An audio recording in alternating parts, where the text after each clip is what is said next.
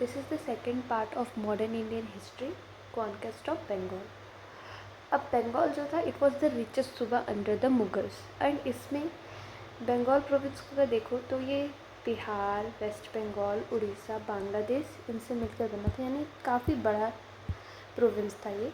तो इसका annual revenue भी बहुत ज़्यादा था, 1.87 करोड़, मतलब पर ईयर इसका आप बोल सकते हो रेवेन्यू जनरेट होता था। और यहाँ से बंगाल से यूरोप में rice, Indigo, sugar, silk, textiles का एक्सपोर्ट होता था। ब्रिटिश इंपोर्ट का 60% जो होता है, जो भी वो एशिया से करते थे उसका 60% जो है वो बंगाल से जाता था। ठीक, इसके बाद हम देखते हैं कि जो बंगाल है वहाँ पर सबसे पहले डेप्यूटी सूबेदार बना Murshid Quli Khan. In the 1700 he was appointed by Aurangzeb as the deputy subedar of Bengal. So अब उन्होंने कुछ रिफॉर्म्स लाए। उन्होंने क्या किया कि जागीर लैंड्स को खालसा लैंड में ले आया ताकि वो और भी रिवेन्यू जनरेट कर सके स्टेट पे। उस समय स्टेट लैंड्स को सीठा बोलते थे। एंड देन उन्होंने तक्कावी यानी कि एक इमरजेंसी लोन दिया कल्टीवेटर्स को ताकि कांस्टेंट एग्रीकल्चर हो सके। सानबार लोन्स भी होता था ताकि एक्सपांशन हो एग्रीकल्चर का। फिर उन्होंने इजरा सिस्टम इंट्रोड्यूस किया यानी कि revenue farming system. It means under the system, the revenue collection rights of a locality were decided by auctioning. So the highest bidder in the auction will get the revenue collection in the said area. So this system was first actually developed by Zulfikar Ali. He was the Mughal Wazir. Murshid was the first to introduce this system in the Bengal. ठीक? And Murshid also shifted the capital city from Dhaka to Murshidabad. And he nullified the Golden Farmana 1770. If you remember, Farrukh Siyar had given the Golden Farmana to the British. So in that Farmana they can do custom duty free trade from Bengal, है ना। So मुर्शिद कुली खान जब तक वो वहाँ पर सूबेदार थे उन्होंने नलीफाई कर दिया ये गोल्डन फरमाना को और बोला इंग्लिश मर्चेंट्स को कि आपको तो कस्टम ड्यूटी पे करना पड़ेगा मेरे अंदर हो। तो उन्होंने कोलकाता पोर्ट को भी रेनोवेट करवाया था फर्स्ट टाइम। एंड उसने मुर्शिद कुली खान जो थे वो जो थे मुग़ल एम्पर मोहम्मद शाह थे उसको ब्राइब करके उड़ीसा को बंगाल में ऐड करवा लिया उन्होंने। ठीक है, तो मुर्शिद कुली खान के सन इन लॉ हुए सुजाउद्दीन। इन्होंने भी मुग़ल एम्पर मोहम्मद शाह को ब्राइब किया और बंगाल को ऐड करवा लिया, बिहार को ऐड करवा लिया बंगाल में।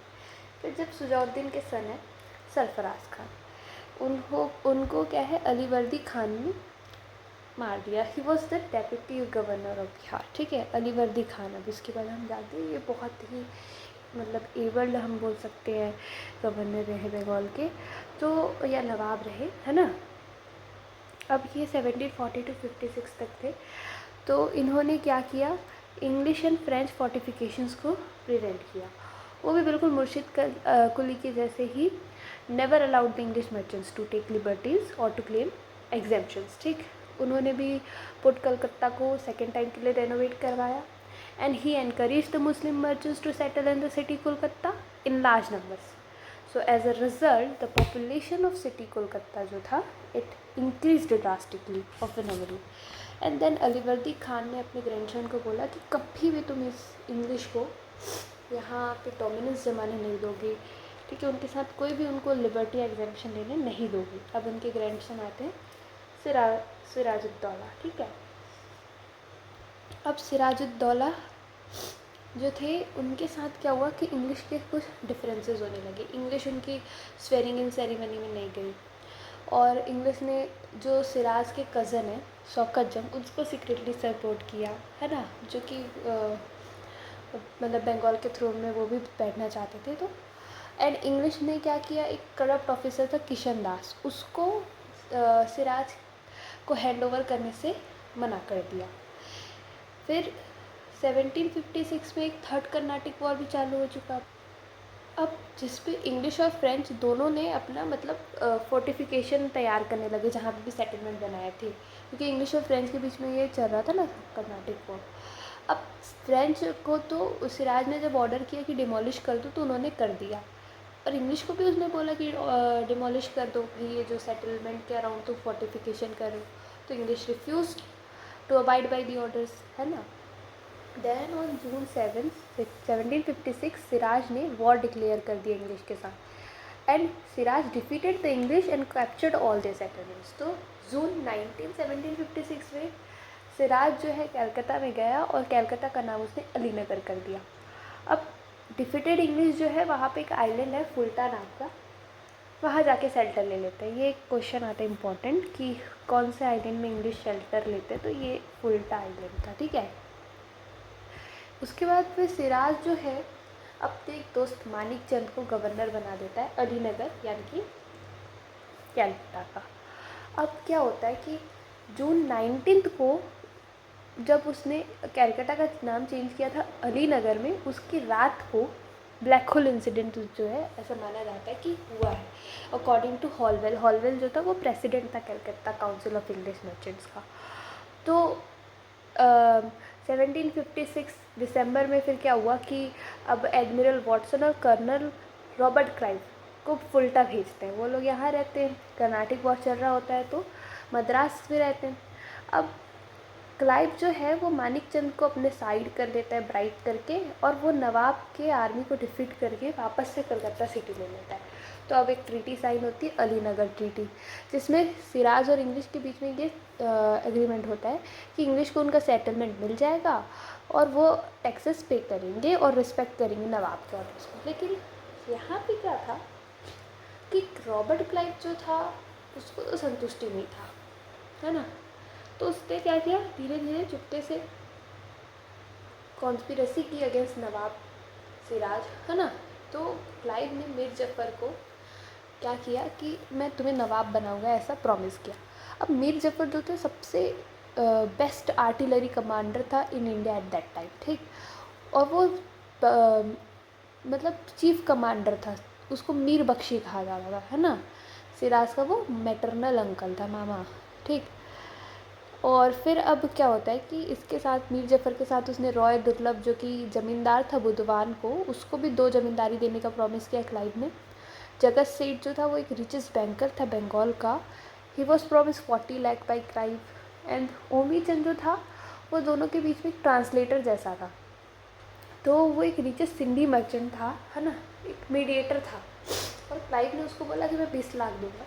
तो ओमी चंद बड़ा डिसअपॉइंट हो गया कि भाई तुम जगत सेठ को तो 40 लाख रहे हो, मुझे 20। तो उसने ब्लैकमेल किया क्लाइव को कि he would disclose the conspiracy to Nawab Siraj. So to convince Omichand, Clive executed a bond with the forced signature of Watson as guarantee. ठीक। अब आता है कि बैटल ऑफ पलासी होता है। क्लाइव अपने पूरे ये जो अलायंस था, है ना, सीक्रेट अलायंस, उसके साथ रेडी था कि किसी दिन सिराज को अटैक करना है। तो इसको कब मौका मिलता है, सिराज एक दिन जंगल से जा रहा था शिकार करके, तो वहाँ पर इंग्लिश आर्मी भी थी। उन्होंने क्या किया, जानबूझ की गोली चला दी। अब कोई नवाब जा रहा है तो यू हैव टू पे रिस्पेक्ट, ऐसा नहीं कर सकते, लेकिन उन्होंने ये डिसरिस्पेक्ट किया तो वो एक कारण बना बैटल ऑफ पलासी का। मतलब it was just a trigger point, है ना।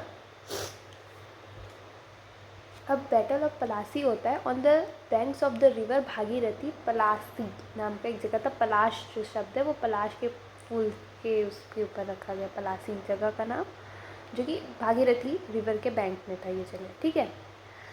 तो ब्रिटिश ईस्ट इंडिया कंपनी इसमें विक्टोरियस रही, है ना। और उन्होंने यहाँ पे क्या किया, इस बैटल में जीतने के बाद कंट्रोल जमा लिया बंगाल पे, ठीक। और उसके बाद उन्होंने क्या किया कि अपना डोमिनेंस स्टार्ट कर दिया। ब्रिटिश डोमिनेंस स्टार्ट हो चुका था इंडियन कॉन्टिनेंट, सब कॉन्टिनेंट में। सो इसके कॉजेज़ यही है कि कंपनी के जो ऑफिशियल्स थे उन्होंने क्या किया, अपने जो ट्रेड प्रिविलेजेस थे, है ना, उसको बड़ा मिसयूज़ किया। तो इससे नवाब के फाइनेंसेस जो है अफेक्ट होने लगे। उन्होंने जो कलकत्ता को है उसको फोर्टिफाई करने लग गए विदाउट नवाब परमिशन, एंड उसके डिमोलिश का ऑर्डर किया तो उसको भी अबाइड नहीं किया।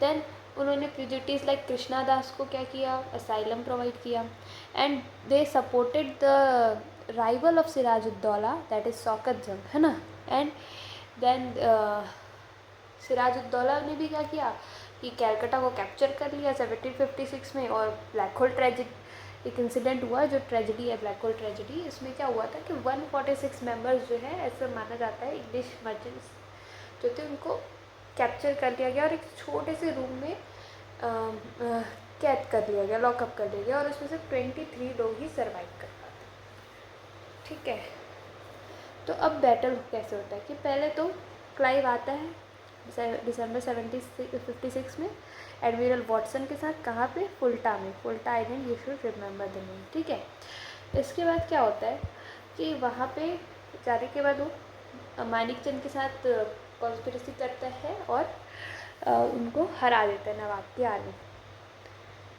ठीक, तो इंग्लिश को अपना सेटलमेंट वापस मिल जाता है। अब इसके बाद सीक्रेट अलायंस बनता है जिसमें मीर जफ़र, राय दुर्लभ, जगत सेठ और ओमीचंद आते हैं। एंड उसके बाद फाइनली सिराज को मीर जफ़र का बेटा मिरल मार देता है। ठीक है, तो इसमें क्या होता है कि जो चीफ कमांडर था मीर जफ़र और रॉय दुर्लभ इस बैटल में पार्टी नहीं लेते हैं। ठीक, और जो नवाब की आर्मी थी, मोहन लाल, किशन लाल और मीर मदनी, इन लोग कमांड कर रहे थे। इन लोगों को मीर जफ़र जो है ट्रिक कर देता है ना। एंड देन मीरन जो है वो सिराज को कैप्चर करके मार देता है। Meeran was the son of Mir Zafar. ठीक, तो रिज़ल्ट बहुत ही प्रोफाउंड और फार रीचिंग कॉन्सिक्वेंसेस थे उस रिज़ल्ट के, जिसपे ब्रिटिश की तो विक्ट्री होती है ना।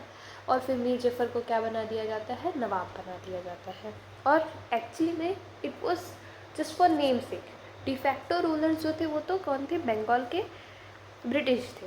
एंड पॉलिटिकल कंट्रोल आ गया किसके पास? इंग्लिश के पास। यानी कि ट्रेडिंग कंपनी जो है टेरिटोरियल पावर बन जाती है for the first time.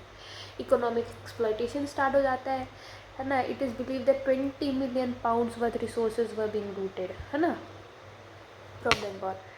And then deindustrialisation भी है, मतलब कस्टम ड्यूटी फ्री ट्रेड जो उनको चाहिए था वो अब तो आराम से कर सकते हैं। तो इससे क्या हुआ कि कस्टम ड्यूटी फ्री ट्रेड की वजह से English started exporting the raw materials in large quantities, है ना। And then this led to the shortage of raw materials for the native industry, है ना। This finally led to the deindustrialisation, यानी कि जो टेक्सटाइल्स और handicraft के बढ़िया बढ़िया हमारे यहाँ वर्ल्ड फेमस सेंटर्स हुआ करते थे, दे वर रूम कम्प्लीटली, है ना। उसके बाद ब्रिटिश राज का फाउंडेशन चालू हो गया। And social and religious unrest भी हुआ क्योंकि जो मीर जफ़र है वो परमिट कर रहा था क्रिश्चियन मिशनरी प्रोपेगेंडा को। ठीक, तो इस सब से क्या हुआ कि हमारे एक मतलब इंडिया में बहुत ज़्यादा सडन इवेंट्स, एक फर्स्ट रिवॉल्यूशन कह सकते हैं मतलब इसे। क्योंकि रिवॉल्यूशन क्या होता है कि जो सडन इवेंट है जिसके फार रीचिंग कॉन्सिक्वेंसेज है। तो in that sense battle of Plassey was also unexpected. Even Robert Clive was not confident about the battle until the last moment. ठीक है, so it is called the first revolution for this reason. ठीक, and conclusion is that according to Naveen Chandra Singh, after the battle of Plassey, an eternal gloom entered the Bengal. And after the battle of Plassey, Bengal not only became a sponsor state but also a plunder state. So India क्यों battle of Plassey lose किया? See, जो नवाब था Siraj-ud-Daulah, he was opposed by his ministers, है ना, मतलब he got deceived by them. It was more of a betrayal then a battle. यहाँ पे British ने अपनी डिप्लोमेसी यूज़ की है और ट्रीचरी यूज़ की है, धोखाधड़ी डिप्लोमेसी के थ्रू उन्होंने ये बैटल ऑफ प्लासी को जीता है। ठीक है, the ministers of Sirajuddaulah Sirajuddaulah betrayed him and they were brought off by British. So Sirajuddaulah was betrayed by his dependable ally like Mir Jafar and others. ठीक, अब जो मीर जफ़र है वो बन गया नवाब। तो 1757 to 60 तक वो थे, 3 साल तक के थे। अब बड़ा इरिटेट होने लग गया मीर जफ़र। क्लाइव बार बार उसके काम में इंटरफेयर करने लग गया। सो irritated by this interference of Clive, the Mir Zafar entered into a conspiracy with Dutch. ठीक है, एंड इससे हुआ बैटल ऑफ बेदरा जो कि 59 में हुआ था, ठीक है। सो इसमें क्या हुआ,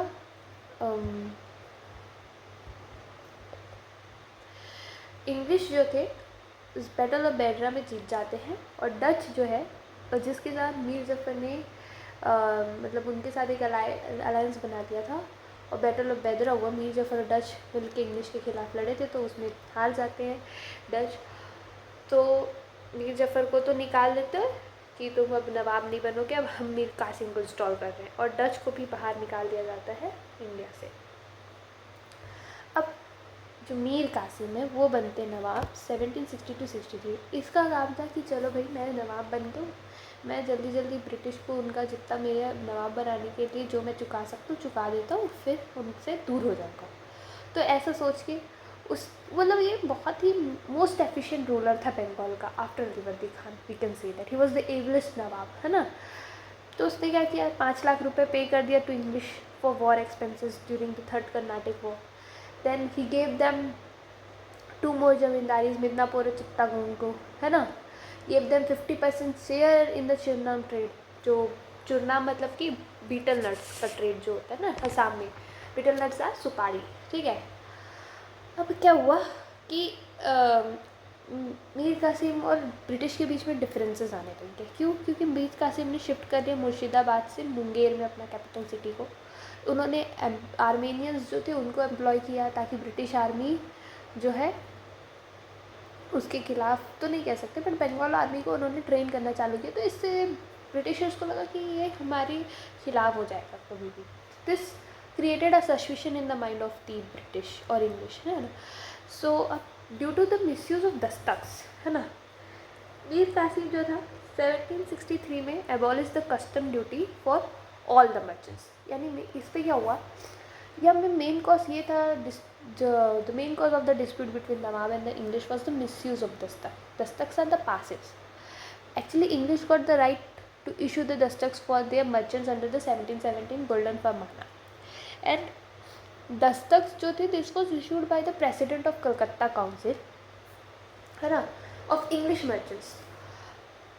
So उस समय क्या थे कि वेनिसिटाट, है ना, he was the president of the Calcutta council of English merchants, ठीक है। He was responsible for issuing Dastak. उसने उसको फिर क्या बोलते हैं, मीर कासिम आके बोलते हैं कि भाई तुम दस्तक इशू कर रहे हो तो अपने इंग्लिश मर्चेंट्स को करो, इंडियन मर्चेंट्स को क्यों कर रहे हो, क्यों कर रहे थे इंग्लिश मर्चेंट्स इंडियन मर्चेंट्स को, ताकि उनसे कमीशन लेंगे। तो इससे तो नवाब को लॉस हो रहा था ना। तो इसने बोल दिया कि मैं तो कंट्रोल नहीं कर पाऊँगा, मैं तो इनेबल हूँ बिल्कुल, ठीक है। तो फिर अब 1763 में फिर मीर कासिम ने बोला कि ठीक है भाई, किसी को कस्टम ड्यूटी नहीं पे करना है, इंग्लिश मर्चेंट हो इंडियन मर्चेंट हो, सारे मर्चेंट्स हो बंगाल में किसी को कस्टम ड्यूटी नहीं देना है। इससे गुस्सा के इंग्लिश ने डिक्लेयर कर दिया war on Mir Qasim and defeated him. अब मीर कासिम ने एक्सपेक्ट नहीं किया था कि उसको वॉर करना पड़ जाएगा, so he was not very well prepare, but then he had to go on war because English declare the war on him. So this was the Battle of Buxar, October 22nd on 1764 it took place. अब मीर कासिम ने एक alliance बना लिया नवाब of Awadh के साथ, जो कि सुजाउद्दौला थे, and Shah Alam two was the Mughal emperor of India. तो Mir Kasim plus nawab of Awadh plus Shah Alam two, they were in ally against the English forces which was under the command of major Hector Munro, ठीक है। But Mir Qasim and all the other parties got defeated by the English forces, है ना। सो reason क्या था battle of Buxar का, कि Mir Kasim desire to be free from British influence, he shifted the capital from Murshidabad to टुकड़ी। He also hired Armenians to train the Bengal army, the misuse of dastaks, है ना, by selling them to English merchants for commission, and abolition of duties for all the merchants in Bengal. These were the reasons. So course of the battle was that कि मीर कासिम, नवाब of Awadh and Mughal emperor versus Britishers जो थे under the Major Hector Munro. So they won and they lost. इसका result यही हुआ कि मीर जफ़र जो था उसको वापस से बंगाल का नवाब बना दिए, ठीक। अब ऐसा इसके बाद फिर क्या हुआ कि मीर कासिम तो चला गया, उसका डेथ हो गया 1777 में, एंड इलाहाबाद ट्रीटी साइन होती है ना। तो शाह आलम टू जो कि एम्परर थे, उनके साथ ये हुआ कि उनको इंग्लिश ने बोला कि हमको आप बंगाल, बिहार और उड़ीसा के दीवानी राइट्स दे दो, यानी रेवेन्यू कलेक्शन राइट्स, ठीक है। और फिर इंग्लिश जो थे उन्होंने शुजा-उद-दौला को बोला कि भाई तुम्हारा क्या लेना देना इस वॉर में, तुम क्यों आए, तो तुमको इस वॉर को क्या करना पड़ेगा, कंपनसेट करना पड़ेगा 50 लाख रुपीज़ दे के, और इलाहाबाद और कारा जो है उसको भी तुमको क्या करना पड़ेगा, सरेंडर करना पड़ेगा। तो ब्रिटिश ने इलाहाबाद और कारा मुग़ल एम्परर को वापस दे दिया, ठीक है। एंड इसके बाद फिर क्या हुआ कि following the battle the company implemented a dual system of government, है ना। सो डुअल सिस्टम ऑफ गवर्नमेंट इसके बाद चालू होता है। अब देखो क्लाइव के पास जो था बहुत अच्छा चांस था कि वो अवध भी अनेक्स कर ले, अवध भी उसके साथ ला ले, बंगाल, बिहार, उड़ीसा के साथ, but he did not, because क्या था कि वो कंपनी इससे क्या हो जाती, बहुत बड़े लैंड के लिए रिस्पॉन्सिबल हो जाती, जिसको मराठास और अफगान से अफगान से भी मतलब उस पर उस लैंड के खिलाफ होना पड़ जाता ना, उनके खिलाफ होना पड़ जाता। एंड अवध जो था it was created as a buffer state, है ना। तो और इसके अलावा जो क्लाइव है उनके अगेंस्ट एक वाइट म्यूटिनी हो गई थी इन द इंग्लिश आर्मी, ठीक है। एंड क्लाइव जो थे उन्होंने देखा कि पीपल मूवमेंट हो सकता है भाई, बंगाल के लोग जो हैं वो नवाब ऑफ बंगाल के सपोर्ट में, तो if he takes over the administration then there would be a chance of people's movement. So Clive entered into an understanding with the Nawab of Bengal, Nazim-ud-Dawla, who was the second son of Mir Jafar, and introduced the dual government. Under the dual system of government, you know, there were power that was divided between English and the Mughal emperor, है ना। So English had the revenue collection rights, यानी कि दीवानी rights, तो company के पास चला गया दीवानी rights and नवाब के पास निजामत के राइट्स, ठीक है। अब रिवेन्यू कलेक्शन राइट्स में क्या होता है कि आप रिवेन्यू तो लेते हो पर आपको कुछ काम नहीं है, रिस्पॉन्सिबिलिटी नहीं है, लेकिन नवाब के पास रिस्पॉन्सिबिलिटी है पर कोई रिवेन्यू नहीं है।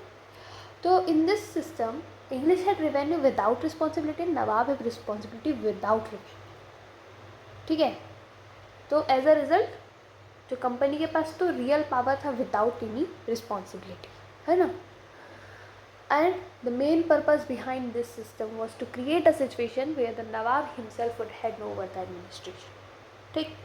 तो इसमें क्या हुआ कि 2 डेप्यूटी दीवान्स अपॉइंट किया गया था, मोहम्मद रिज़ा खान, राजा सीतप रॉय, है ना, एंड डेप्यूटी सूबेदार अपॉइंट हुआ था इसमें। अब यहाँ पे क्या हुआ कि वॉरेन हेस्टिंग्स जब 1772 में आए तो उन्होंने डुअल गवर्नमेंट को सस्पेंड कर दिया। रीज़न क्या था कि 1770 में बंगाल फेमाइन स्टार्ट हो गया था, तो nearly 1/3 of the Bengal population perished. तो अब उनके पास अब फेमाइन के कंडीशन में रिवेन्यू क्या देंगे वो, है ना। तो famine affected the revenue collection of the English. 1772 में सन्यासी रिवेलियन हुआ। सन्यासी रिबेलियन क्यों हुआ, क्योंकि सन्यासी जो थे गिरी सेक्ट के, है ना, Giri sect, this was founded by Adi Shankaracharya. तो इस रिवॉल्ट में क्या हुआ कि मुस्लिम फ़कीर्स जो मुस्लिम सेंट होते ना वो भी ज्वाइन हो गए इसमें। And revolt started when the sannyasis were not allowed to go around the holy places. Why? Because it added to the burden of the people, है ना, विथ रिगार्डिंग देयर मेंटेनेंस। मतलब सन्यासी आएंगे, अब ये फेमाइन वाले जगह में लोग सन्यासी के लिए क्या कर लेंगे, खुद के पास खाने को नहीं है, सन्यासी को कैसे देखेंगे। Secondly sannyasis were going around the places in the naked form, this was objectionable to the English, है ना। सो इस रिवॉल्ट में देवी चौधरानी, चिराग अली, मजनू शाह, ये सारे लोग ज्वाइन होते हैं, है ना। So this was the first civil rebellion.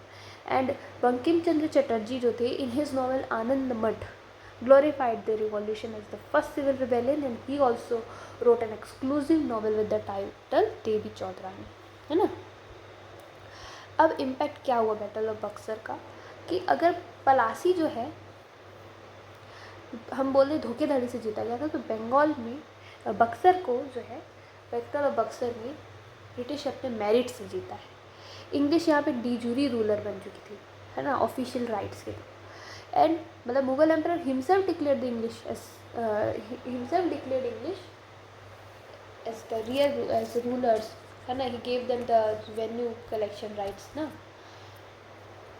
And British जो थे वो क्या बोलते हैं, नवाब को हराए थे पिछले time Bengal of battle of Plassey में, बट यहाँ पे उन्होंने इन्फ्लुएंस भी गेन कर लिया अवध में और मुग़ल एम्पायर के ऊपर। और यहाँ पे ब्रिटिश डोमिनेंस जो है नदर्न इंडिया में वो इस्टेब्लिश हो चुका था। इंग्लिश जो है वो अपनी मिलिट्री सुपीरियॉरिटी दिखा रही थी इंडियन किंगडम के ऊपर। एंड इससे इवेंचुअल कोलैप्स हो गया मुगल्स का and rise of British dominance. ठीक है, मुगल एम्पायर इसके बाद इवेंचुअली कोलैप्स ही हो जाता है। So conclusion is that the battle of Buxar had far-reaching consequences, leading to the gradual erosion of the Mughal Empire and paving the way for the British hegemony in the subcontinent. Okay, thank you.